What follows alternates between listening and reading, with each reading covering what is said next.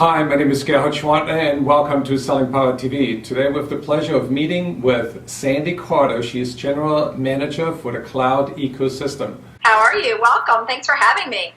I'd like to know more about how you use social media as a person, but also as a company. I am considered a social business evangelist, meaning that not only do I use social, but I also teach others how to use social as well.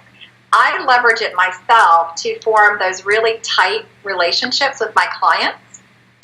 Gerhard, for instance, I was heading to London, and I tweeted that I was heading to London, and I had a CMO, a Chief Marketing Officer, who contacted me because they had been following me for 2 years, and I didn't even know that.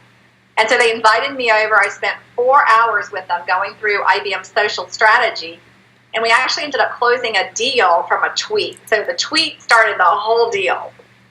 So that's kind of personally how I'm using it. Right. But as a company, we leverage social in so many ways. We leverage social for outreach. We leverage social for influence. So if you're a seller and you're great at a particular category, we help you to get connected on blogs, on LinkedIn, on Twitter, so that you also become an influencer, and therefore you're part of the community as well. You used the word influencer just now. Is that the only role, or are there more roles? I think there's a lot of roles. I think one is influencer. I think one is also connector, because I think there's a lot of value in a seller saying, oh, I hear you talked about this, so-and-so did that as well, let me connect you guys together. Right. I think there's a role as a content curator, right. Meaning that you are kind of like the hub for content, and you are a disseminator of that great content, whether it's a report from IDC, whether it's a new piece of research from IBM, that you're kind of that hub for content. And then I think that it's a relationship enabler as well. It enables you to reach so many more people than you would have been able to reach in a direct form. So Sandy, how much time should salespeople spend on social media every week? I purposely go in, and on my calendar, I put 15 minutes in the morning, 15 minutes at lunch, 15 minutes in the evening. But because it's such a valuable tool for me, I use it throughout the day. So I use my mobile phone, and I will tweet a great fact, or if I see that my customer has done something, I'll congratulate them. It has become part of who I am and a part of the way that I communicate. So it's almost like saying, you know, how much time do you spend connecting with your customer? Well, of course, 100% of the time, right? That's what I want to do. Right. I want to be in contact. So for someone who really, truly understands the value of it, you're going to spend more time than just that little 15-minute slot that you're taking throughout the day. So what do you advise mid-sized companies? What should they do to create a social media strategy that's easy to execute?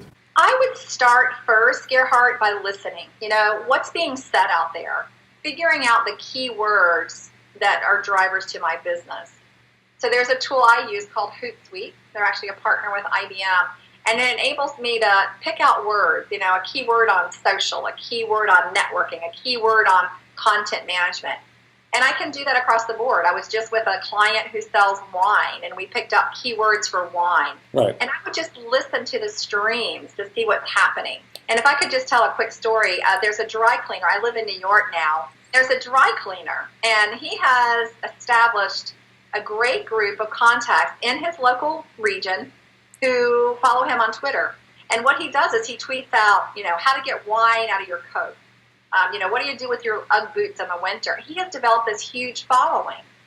And he tracks how many people now follow him on Twitter and then come into his store. And he's generated about 17% new clients, not by selling them something, but by becoming the expert on his business and sharing knowledge. Tell me about the mindset shift that's necessary to be a good social seller. Well, you know, I was just actually speaking to a group of sellers, and, you know, they started saying, oh, well, we sell B2B, we sell P2P. And I'm like, no, wrong mindset. There's no more B2B. There's no more B2C. It's people to people, right? Right. And so I think one of the first mind shifts that you have to go through is, you're not selling to a company. You're selling to a person. Right. in the company. And so social can help you reach that person. It helps you form a relationship. And so if you deal with social and you shift your mind to, this is something that I can use to reach the person, that's valuable. The second mind shift is I see lots of people go, oh, that's what my kids do. That's nothing to do with business. Oh my gosh. Social is all about business if you use it in the right way. And so, that style of thinking is old school in my mind. And I think the third area of thinking is that a lot of sellers tend to say, oh, I have the relationship. But people today, they buy from people they know and people they trust. But the trust is built up because you have a skill. And social can demonstrate your subject matter expertise.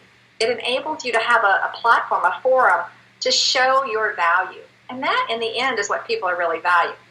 They're buying the value and the trust that you deliver. How do you recommend integrating that social know-how into an existing sales process? One of the great ways that I would start is if you already have an established relationship, you could go out there and form a group, a community on social with all those folks that you know and share on a regular basis with them different types of content, see how they're doing, and really use that as kind of like your hub for your account.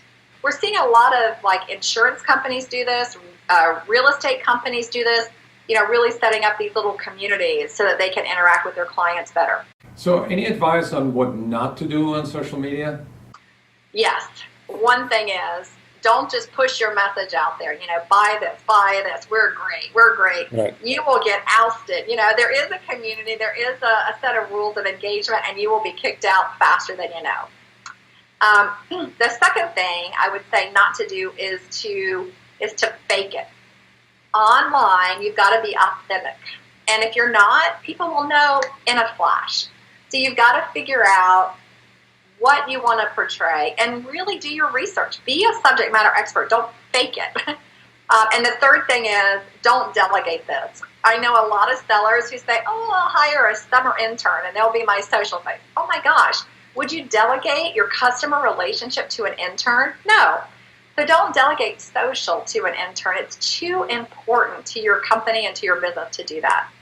Wonderful. Well, Sandy, we have so much to learn from you. I really appreciate the time, and I hope we can do this again soon. Thank you very much.